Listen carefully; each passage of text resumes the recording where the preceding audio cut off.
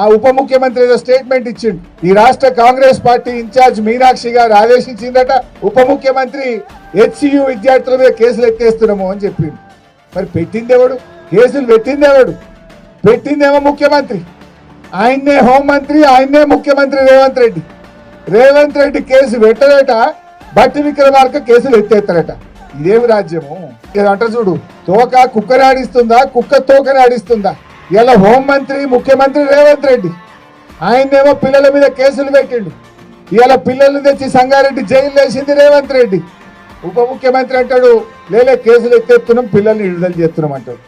ఇలా ఎవరిది నడుస్తుంది అసలు? గవర్నమెంట్ ఇట్లుంటుందా? గవర్నమెంట్కి ఒక పద్ధతి ఉండదా? మరి నేను రేవంత్ రెడ్డి అడుగుతున్నా, నువ్వు అక్రమంగా కేసు పెట్టినావు, నువ్వు తప్పుడు కేసు పెట్టినావని నీ ఉప ముఖ్యమంత్రి వాళ్ళని జైలుకి వెళ్ళి విడుదల చేయమన్నాడు. మరి నువ్వు క్షమాపణ చెప్పు.